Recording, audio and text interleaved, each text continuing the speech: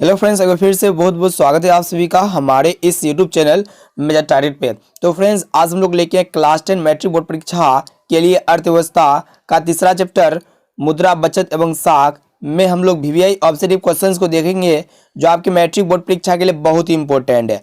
और इसमें हम लोग सभी जितने भी प्रश्न इंक्लूड किए हैं, सारे के सारे प्रश्न आपका एनसीईआरटी पैटर्न पर आधारित है। और इसमें हम लोग जो है ना संपूर्ण वस्तुनिष्ठ प्रश्न जो है ना एक ही वीडियो से कवर करने वाले हैं।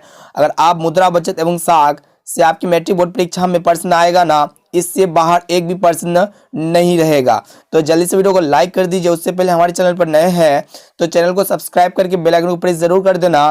तो देखते हैं आज का प्रश्न। अब आइए देखें यहाँ पे आज का जो पहला प्रश्न यहाँ पे क्या कह रहा है कि मुद्रा के प्रयोग से किसको लाभ हुआ है। ये प्रश्न बहुत ही इंपॉर्टेंट है। तो देखिए, मुद्रा के प्रयोग से जो है ना उपभोक्ता को और उत्पादकों को यानी कि दोनों को लाभ हुआ है। यहाँ पे option number C right answer हो जाएगा, क एवं ख। अब देखिए यहाँ पे दूसरा प्रश्न यहाँ पे क्या कर रहा है कि मुद्रा के प्रयोग से किसको प्रोत्साहन मिला है। तो देखिए, मुद्रा के प्रयोग से योजना बचत, पूंजी निर्माण, उसके बाद ऋणों का लेन देन। यहाँ पे option number D right answer हो जाएगा। इनमें जो है ना तीनों को ही क्या हुआ था कि इसको प्रोत्साहन मिला था, बचत, पूंजी निर्माण, उसके बाद ऋणों का लेन देन। अब आइए अगला प्रश्न देखते हैं।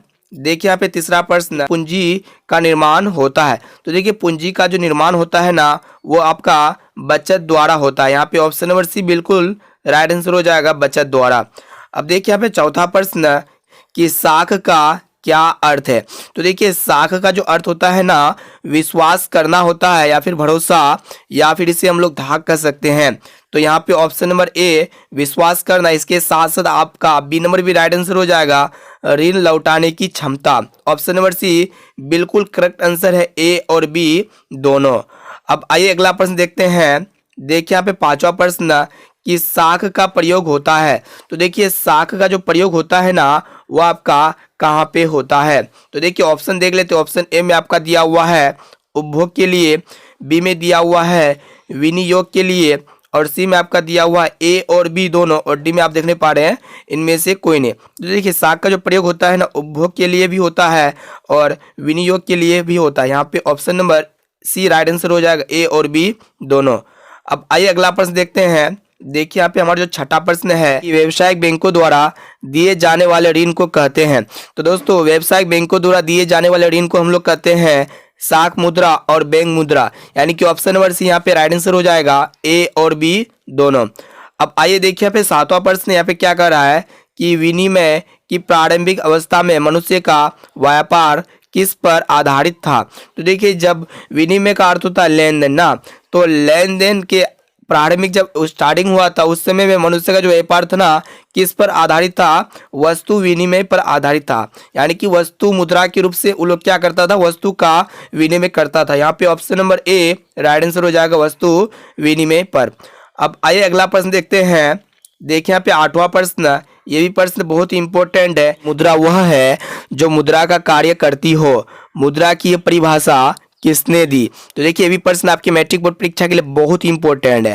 तो देखिए, मुद्रा वह है जो मुद्रा का कार्य करती हो, ये जो डेफिनेशन दिया था अर्थशास्त्री आपका था हॉटलर्स विदरस ने दिया था। यहाँ पे option number C right answer हो जाएगा, हॉटले विदरस ने।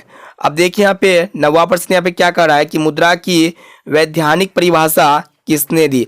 तो देखिए, ऑप्शन देख ले तो ऑप्शन ए में आपका दिया हुआ है प्रो मार्शल ने, बी में दिया हुआ है प्रो पीगू ने, और सी में आपका दिया हुआ है प्रो रॉबर्टसन ने, और डी में आप देखने पा रहे प्रो नेप ने। तो देखिए, मुद्रा की वैधानिक जो परिभाषा दिया था ना ये आपका दिया था प्रो नेप ने। ऑप्शन नंबर डी बिल्कुल राइट आंसर हो जाएगा, प्रो नेप। और आपसे बता देते हैं जो मुद्रा की वैधानिक परिभाषा क्या था, नेप तथा ब्रिटिश अर्थशास्त्री इसको हम लोग कहते हैं हार्ट्रे ने नेप के अनुसार क्या था परिभाषा की किसी कोई भी वस्तु जो राज्य द्वारा मुद्रा घोषित कर दी जाती है मुद्रा कहलाती है। और हार्ट्रे ने मुद्रा की परिभाषा करते हुए दो पहलुओं का विवेचन किया था। ठीक है, तो यहाँ पे जो option number D right answer हो जाएगा, प्रो नेप। अब आइए अगला प्रश्न देखते हैं। देखिए यहाँ पे 10वां प्रश्न यहाँ पे क्या कर रहा है कि मुद्रा के प्रमुख कार्य है। तो देखिए दोस्तों, यहाँ पे क्या कर रहा है कि मुद्रा का जो प्रमुख कार्य है ना वो क्या क्या कार्य है। ऑप्शन देख लेते हैं। ऑप्शन ए में आपका दिया हुआ है विनिमय का माध्य, बी में है मूल्य का मापक, और सी में आपका दिया हुआ है मूल्य का संचय। तो मुद्रा के ये प्रमुख कार्य तीनों होते हैं। यहाँ पे ऑप्शन नंबर डी बिल्कुल राइट आंसर हो जाएगा, ये सभी।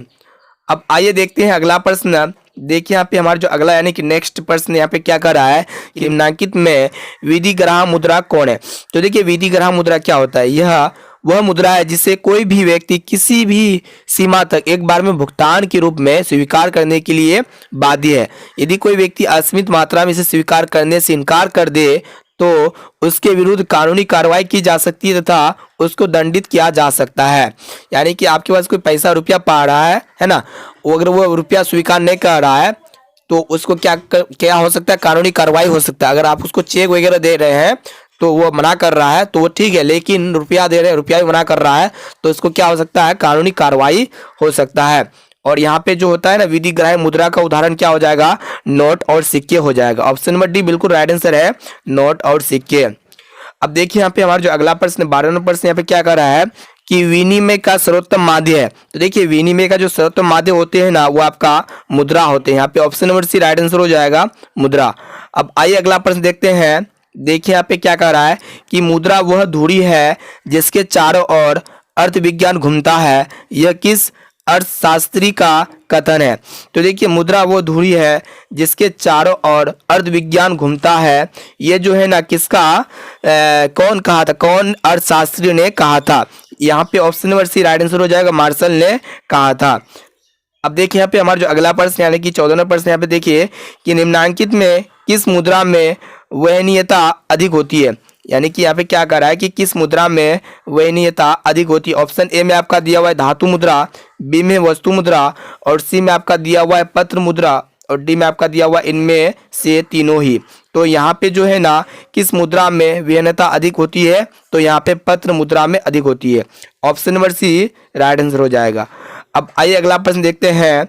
देखिए यहाँ पे 15वां प्रश्न हमारा जो यहाँ पे क्या कर रहा है, हमारे देश में किस मुद्रा को वैधानिक मान्यता प्राप्त है। तो देखिए हमारे देश में पत्र मुद्रा को वैधानिक मान्यता प्राप्त है। यहाँ पे ऑप्शन नंबर डी बिल्कुल राइट आंसर हो जाएगा, पत्र मुद्रा। अब आइए अगला प्रश्न देखते हैं। देखिए यहाँ पे हमारा जो 16वां प्रश्न यहाँ पे क्या कर रहा है, साख पत्र कितने प्रकार के होते हैं। ये भी प्रश्न आपके मैट्रिक बोर्ड परीक्षा के लिए बहुत इंपॉर्टेंट है। तो देखिए साख पत्र होते हैं आपका 8 प्रकार के। क्या क्या होते हैं, चेक हो गया, विनिमय बिल हो गया, बैंक ड्राफ्ट हो गया है ना, हुंडी हो गया, प्रतिज्ञा पत्र हो गया, फिर आपका यात्री चेक हो गया है ना। उसके अलावा और भी होते हैं 2। तो यहाँ पे साख पत्र कितने प्रकार के होते हैं, 8 प्रकार के होते हैं। यहाँ पे option number C right answer हो जाएगा, 8। अब देखिए यहाँ पे 17वां प्रश्न यहाँ पे क्या कर रहा है कि विनिमय के कितने रूप है।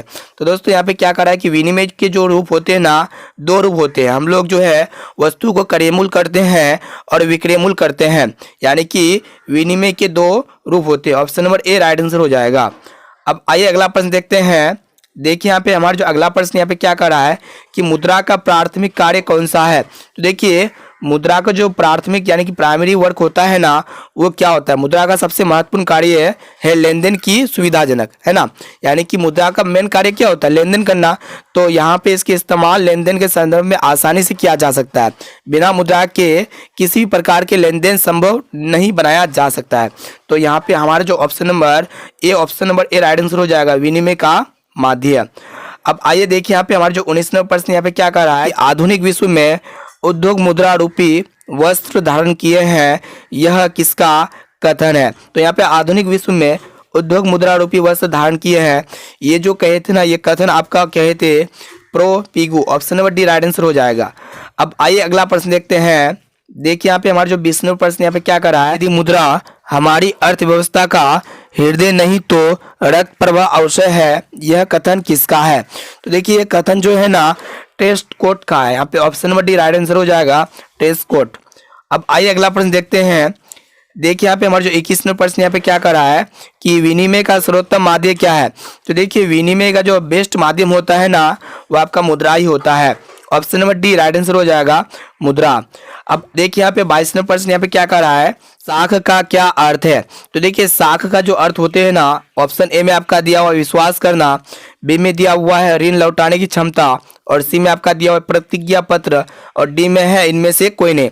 तो देखिए साख का अर्थ होते हैं विश्वास करना। Option number A right answer हो जाएगा। अब आइए अगला प्रश्न देखते हैं। देखिए यहाँ पे हमारा जो 23 नंबर प्रश्न यहाँ पे क्या कर रहा है कि विनिमय की प्रारंभिक अवस्था में व्यापार किस पर आधारित था। तो दोस्तों ये भी प्रश्न आपकी मैट्रिक बोर्ड परीक्षा के लिए बहुत इंपॉर्टेंट है। यानी कि जब विनिमय स्टार्ट हुआ था उस समय जो व्यापार था ना वस्तु विनिमय पर आधारित था। यहाँ पे option number A right answer हो जाएगा, वस्तु विनिमय। यानी कि वस्तु विनिमय के द्वारा ही वो अपना व्यापार को चलाते थे। अब देखिए यहाँ पे 24 नंबर प्रश्न यहाँ पे क्या कर रहा है कि प्राचीन काल में किस धातु का मुद्रा के रूप में सर्वाधिक प्रयोग हुआ। तो उस धातु का नाम आप सभी को बताना है। तो देखिए यहाँ पे ऑप्शन ए में आपका दिया हुआ है लोहा का, बी में दिया हुआ है तांबा का, और सी में आपका दिया हुआ है पीतल का, और डी में आप देखने पा रहे हैं चांदी और सोना का। यहाँ पे option number D right answer हो जाएगा, चांदी और सोना का। यानी कि प्राचीन काल पहले के युग में क्या होते थे कि मुद्रा के रूप में वस्तु विनिमय के बदले में क्या करते थे कि चांदी और सोना का उपयोग सबसे ज्यादा करते थे। अब आइए अगला प्रश्न देखते हैं। देखिए यहाँ पे 25 नंबर प्रश्न यहाँ पे क्या कर रहा है कि मुद्रा का प्राचीनतम रूप है। तो दोस्तों मुद्रा का जो प्राचीनतम रूप होते हैं ना वो आपका क्या होते हैं। अगर हम लोग आज से हजारों साल पहले जब सिक्के वगैरह प्रचलित नहीं था तब लोग क्रय विक्रय तथा विनिमय के लिए वस्तु मुद्रा का उपयोग किया करते थे। तो यहाँ पे जो है ना ऑप्शन देख लेते हैं। ऑप्शन ए में दिया हुआ है धातु मुद्रा, बी में दिया हुआ है सिक्के, और सी में आपका दिया हुआ है वस्तु मुद्रा, और डी में आपका दिया हुआ है पत्र मुद्रा। तो यहाँ पे ऑप्शन नंबर सी हमारा राइट आंसर हो जाएगा, वस्तु मुद्रा। अब आइए अगला प्रश्न देखते हैं। देखिए यहाँ पे हमारा जो 26 नंबर प्रश्न यहाँ पे क्या कर रहा है कि विनिमय का सर्वोत्तम माध्य है। तो दोस्तों विनिमय का जो सर्वोत्तम माध्य होते हैं ना वो आपका मुद्रा ही होते हैं। यहाँ पे ऑप्शन नंबर सी बिल्कुल राइट आंसर हो जाएगा, मुद्रा। अब आइए अगला प्रश्न देखते हैं। देखिए यहाँ पे क्या कर रहा है कि वस्तु विनिमय प्रणाली की मुख्य कठिनाई थी। तो देखिए जब प्राचीन काल में वस्तु विनिमय के द्वारा अपना व्यापार करते थे तो उस समय मेन कठिनाई क्या था। ऑप्शन ए में आपका दिया हुआ है आवश्यकताओं को दोहरे संयोग का अभाव, बी में दिया हुआ है मूल्य मापन की कठिनाई। यानी कि यहाँ पे option number C right answer हो जाएगा, ए और बी दोनों। अब आइए अगला प्रश्न देखते हैं। देखिए यहाँ पे हमारा जो 28 नंबर प्रश्न यहाँ पे क्या कर रहा है कि निम्नांकित में कौन विधिग्राह मुद्रा है। देखिए विधिग्राह जो मुद्रा होगा यहाँ पे ना 10 रुपया का नोट होगा। ऑप्शन नंबर सी बिल्कुल राइट आंसर हो जाएगा, 10 रुपया का नोट। अब आइए देखिए यहाँ पे हमारे जो 29 नंबर प्रश्न यहाँ पे क्या कर रहा है कि हमारे देश में किस मुद्रा को वैज्ञानिक मान्यता प्राप्त है। तो देखिए यहाँ पे ऑप्शन दिया हुआ है ए में वस्तु मुद्रा, बी में आपका दिया हुआ है शाक मुद्रा, और डी में आपका दिया हुआ है पत्र मुद्रा, और डी में आपका दिया हुआ है चेक। तो यहाँ पे हमारा option number C right answer हो जाएगा, पत्र मुद्रा को जो है ना वैज्ञानिक मान्यता प्राप्त है। अब आइए अगला प्रश्न देखते हैं। अब आइए देखिए यहाँ पे हमारा जो 30 नंबर प्रश्न यहाँ पे क्या कर रहा है कि मुद्रा का प्राथमिक कार्य कौन सा है। तो देखिए ये भी प्रश्न आपके मैट्रिक बोर्ड परीक्षा के लिए बहुत इंपॉर्टेंट है। तो मुद्रा का जो प्राथमिक कार्य होते हैं ना वो आपका विनिमय का माध्यम होता है। यहाँ पे option number C right answer हो जाएगा, विनिमय का माध्यम। अब आइए अगला प्रश्न देखते हैं।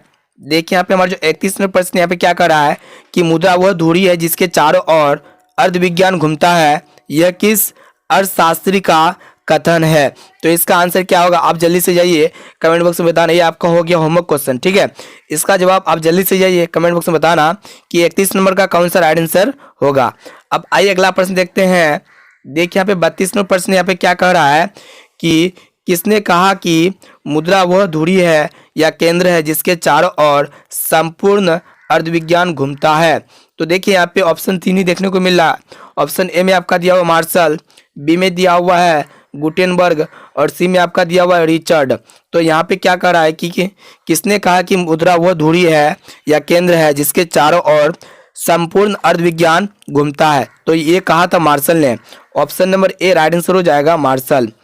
अब देखिए यहाँ पे 33 नंबर प्रश्न यहाँ पे क्या कर रहा है कि बचत को प्रभावित करने वाला प्रमुख तत्व है।